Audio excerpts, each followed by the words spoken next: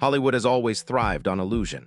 It manufactures transformation, packages redemption, and sells neatly defined heroes and villains to audiences who crave emotional clarity. Every premiere, every acceptance speech, every glossy magazine cover reinforces the same promise. This is where dreams are made real. But behind the careful lighting, the edited interviews, and the orchestrated applause lies a structure far less romantic. For decades, the entertainment industry has operated simultaneously as a dream factory and a fortress, dazzling on the outside, tightly controlled within. Mel Gibson's name once represented more than fame. It represented dominance. He was not simply a leading man cycling through roles. He was a box office anchor, a creative force, a filmmaker with authority and autonomy. At his peak, he was not petitioning for entry into Hollywood's inner circle. He was already seated at the table, already influencing the direction of major projects, already commanding global attention. He held leverage, he held credibility, he held power. And then something shifted. Publicly, the explanation appeared straightforward. Controversy erupted, headlines intensified, backlash followed. The narrative hardened quickly into a moral fable about rise and fall, about talent undone by personal failure. Repetition gave the story permanence. It became the version most people accepted without question. But beneath that version, another interpretation lingered, quieter, less convenient, and more difficult to resolve. It suggested that the turning point in his career might not be fully understood without examining not only what he did, but what he was saying, and who might have found those statements disruptive. When Gibson described Hollywood in interviews, he rarely framed it as simply competitive or ruthless. He spoke of something more intangible, a culture that felt coded, an environment governed by rules no one openly explained, but everyone appeared to follow. He described entering rooms where conversations paused mid-sentence, where energy shifted subtly but unmistakably. He suggested there were expectations of alignment, not merely professional alignment, but ideological and cultural alignment. In his telling, the industry does not pressure individuals with explicit demands. It reshapes them through atmosphere, through incentives, through exclusion that never announces itself as punishment but feels like gravity pulling in a certain direction. Hollywood in this framing does not change people overnight. It changes them gradually. It nudges convictions until they soften. It reframes compromises as pragmatism. It rewards adaptability and quietly sidelines rigidity. You do not need a signed contract to ensure silence.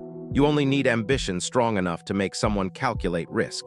You only need fear subtle enough to feel rational. Fear of being excluded. Fear of losing access. Fear of becoming irrelevant. Access is the currency of the entertainment world. Access to studios determines what gets produced.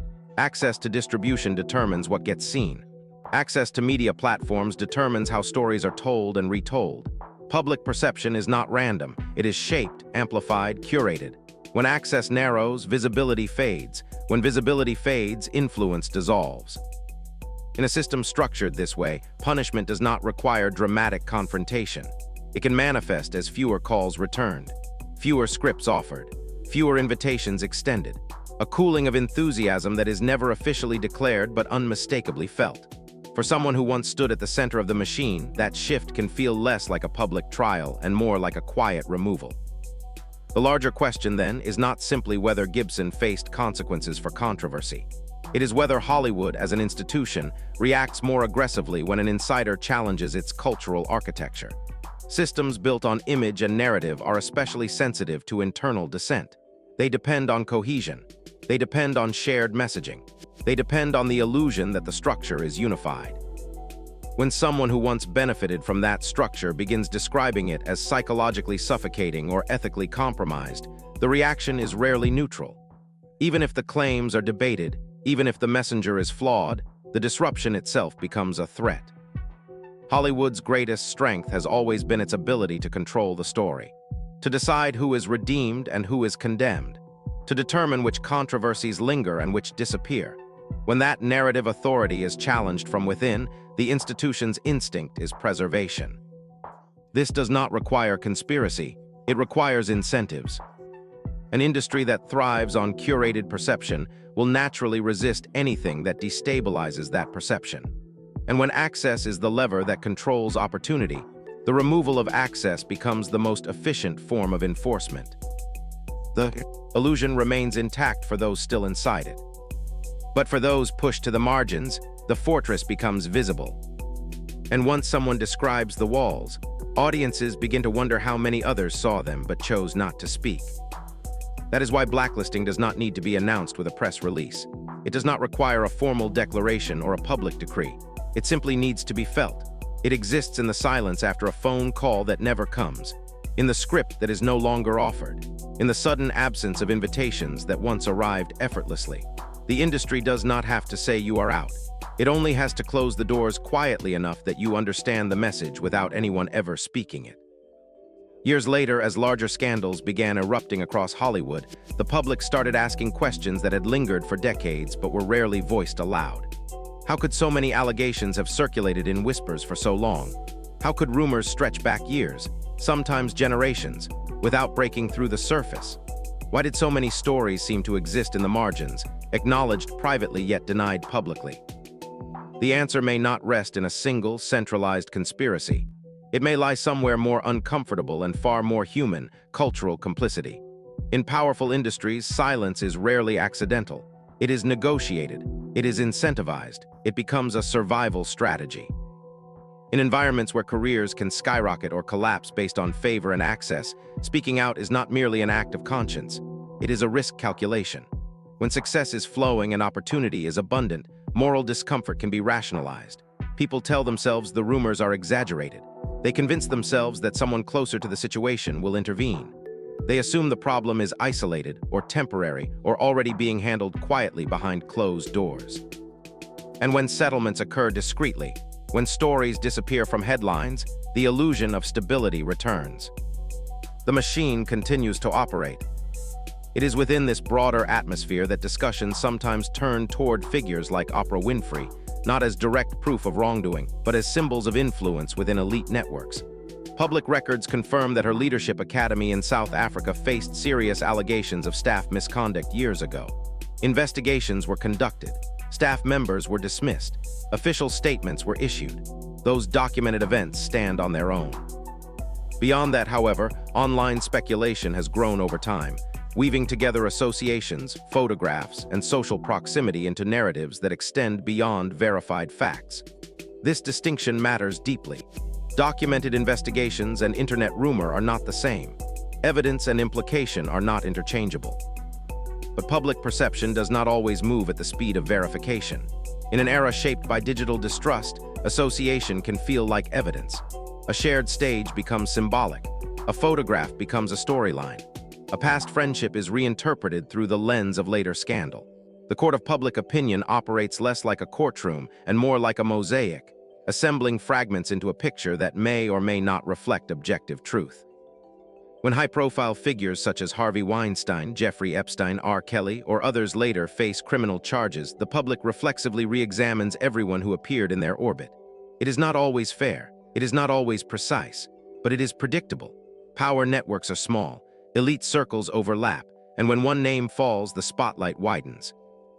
The script references moments like Seal's public criticism during the Weinstein fallout, an example of how frustration over delayed accountability spilled into the open. That criticism reflected a broader cultural mood. Many people felt that some public allies of victims had once shared stages, praise, and platforms with those later accused. The timing of moral clarity became part of the conversation. Again, perception drives momentum. When trust erodes, even neutral interactions are scrutinized. The public begins looking backward, not just forward. Every image is archived. Every statement is replayed. History becomes evidence. What makes this era different from those before it is not merely the presence of scandal, but the scale of exposure. Social media has dismantled many of the traditional gatekeepers. Information spreads faster than official narratives can contain it. Institutions no longer control the timeline of outrage. The audience does. Public skepticism toward elite systems has intensified far beyond Hollywood. Across politics, finance, technology, and media, there is a growing belief that power protects itself until it cannot. That reform often follows financial threat rather than moral awakening. That accountability accelerates only when reputational damage becomes measurable. Mel Gibson's critics maintain that his controversies alone explain his exile from Hollywood's center. His supporters argue that his criticism of the industry's moral culture played a role in that shift. Both explanations may contain pieces of truth. Human stories rarely fit into single causes. But the broader pattern remains difficult to ignore. Hollywood has historically reacted most decisively when its economic engine is at risk. When public outrage threatens revenue streams, distribution partnerships, or global markets, change comes swiftly. Statements are issued, committees are formed, policies are revised. The appearance of reform becomes urgent. When outrage remains manageable, when headlines fade quickly, when financial consequences are minimal, silence often persists. This dynamic is not unique to entertainment. Corporations across industries tend to act most decisively when reputational damage translates into financial danger. Moral pressure alone can be absorbed, market pressure cannot. And so the question lingers, not about one individual, not about one controversy, but about structure, about incentives, about what motivates change inside powerful systems. Because if silence can be currency, then exposure becomes its opposite. And once exposure reaches a scale that threatens the balance, the fortress begins to feel less impenetrable than it once did. As more victims began stepping forward in the late 2010s, the atmosphere inside Hollywood changed almost overnight. Stories that had once circulated quietly, passed from agent to agent, whispered on closed sets, mentioned carefully in private conversations, suddenly erupted into the open.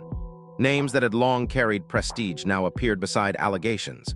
Careers that once seemed invincible collapsed within days. The industry, confronted by a wave it could not easily contain, pivoted publicly toward reform. Movements surged, social media amplified testimony. Statements were drafted with deliberate urgency. Panels were convened to discuss workplace ethics. Award shows shifted tone, weaving messages of solidarity and accountability into ceremonies that once focused only on celebration. Production companies announced new policies. Talent agencies restructured leadership. The language of change became prominent: protection, safety, transparency, reform. From the outside, it looked like a reckoning. Yet beneath the surface, critics questioned the timing. Why did reform ignite only when headlines became global? Why had so many allegations circulated privately for decades without triggering the same response? Why did accountability accelerate only when lawsuits multiplied, recordings surfaced, and public outrage reached a point that threatened financial stability? These questions do not require conspiracy to feel unsettling. They point instead to something more structural. Institutions often respond most decisively when exposure becomes unavoidable. When reputational damage threatens partnerships, investors, and global markets, urgency materializes. Reform, in such cases, can appear less like a moral awakening and more like risk management. That interpretation may be uncomfortable, but it resonates because it extends beyond Hollywood.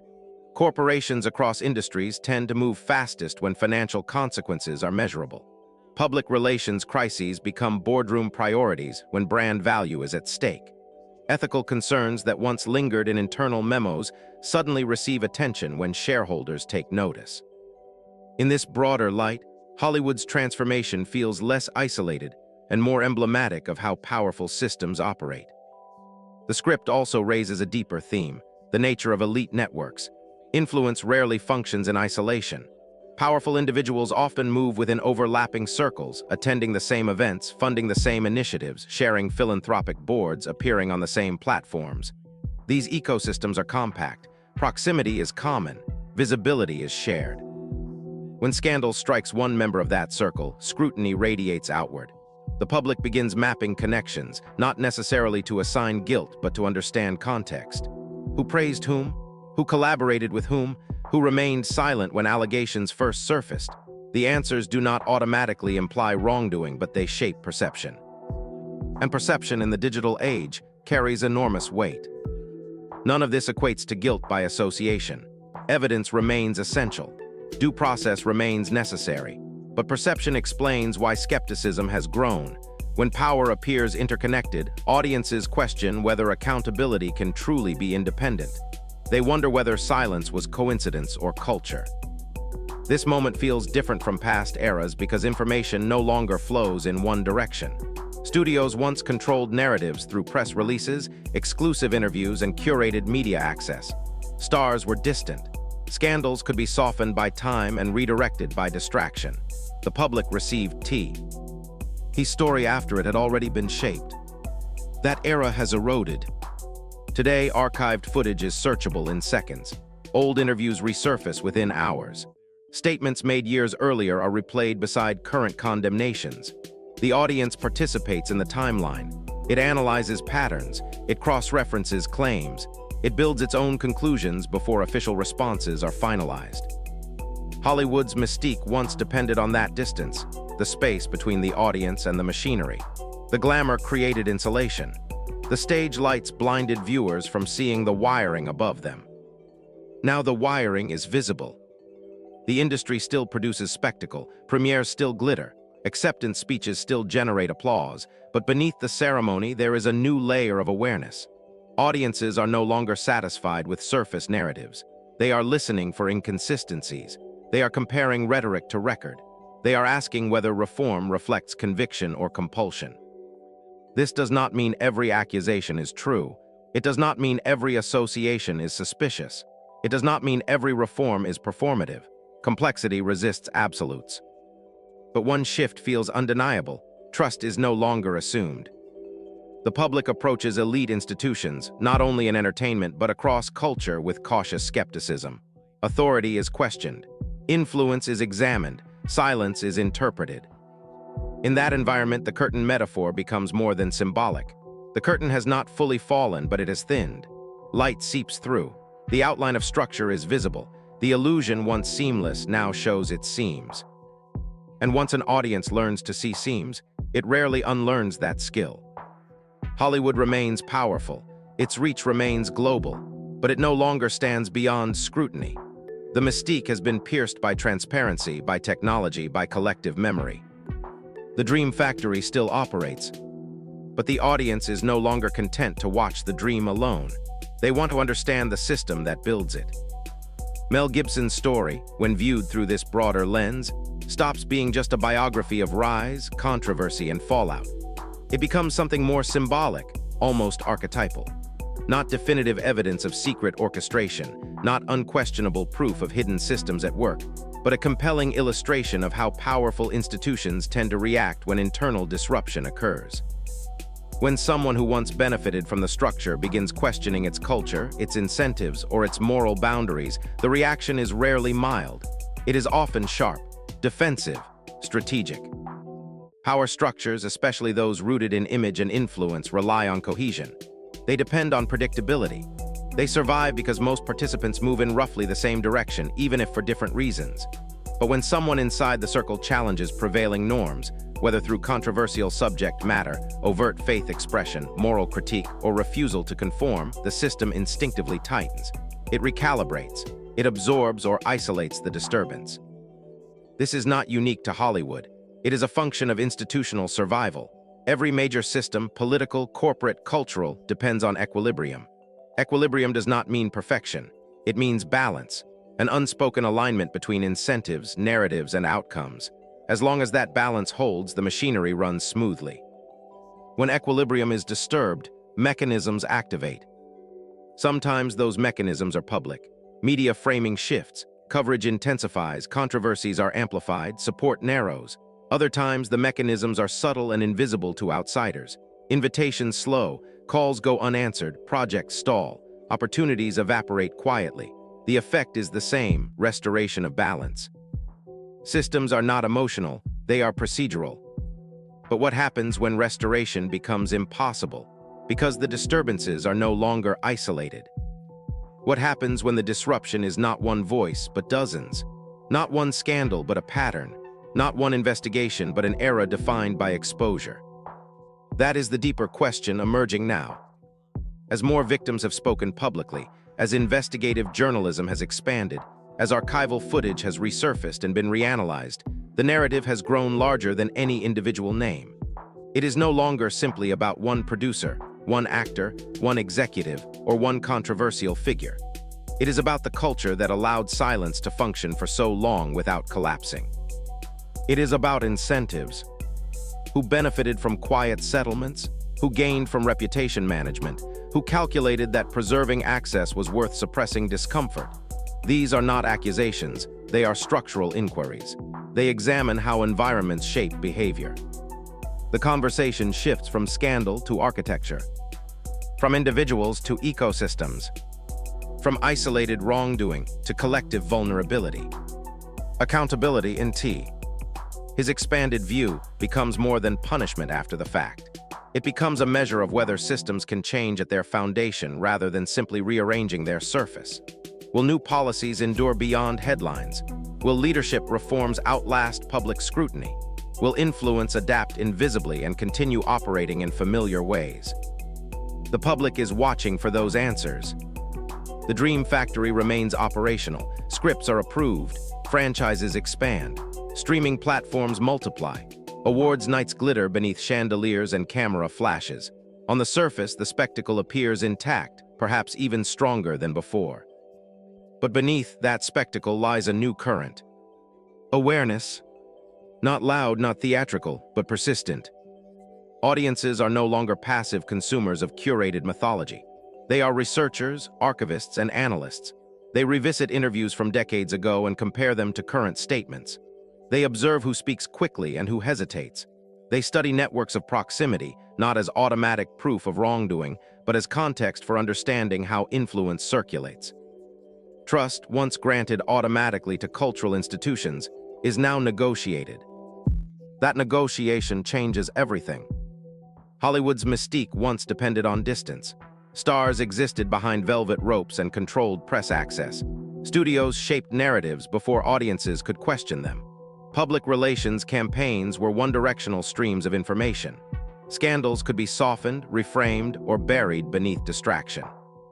Now the audience stands closer to the stage than ever before. Technology has flattened hierarchy. Information moves horizontally, not vertically. The public compares stories in real time. Screenshots circulate, clips resurface, context accumulates. The curtain may still hang, but it is thinner than it used to be. And once an audience learns to see the wiring above the stage, the cables, the pulleys, the mechanics, it becomes impossible to return to pure illusion. This does not mean every suspicion is correct. It does not mean every association is sinister. It does not mean every reform is insincere. Complexity resists simplification. But one shift feels undeniable. Transparency has momentum. And momentum alters equilibrium. If too many disturbances occur simultaneously, too many testimonies, too many investigations, too many archived contradictions resurfacing, restoration becomes more complicated. Systems that once relied on quiet recalibration must confront visible structural change. That is the crossroads implied in this narrative. Will influence continue shielding power through adaptation and subtle recalibration? Or will scrutiny reshape the system in ways that endure beyond the current cycle of exposure? The Dream Factory still produces dreams, but the audience is awake. And once awareness spreads, once questions become part of the culture rather than fringe speculation, it rarely retreats completely. It may quiet, it may lose intensity, but it does not disappear. The spectacle continues. The lights remain bright. But behind the brightness, a new lens has formed. And that lens is not looking away.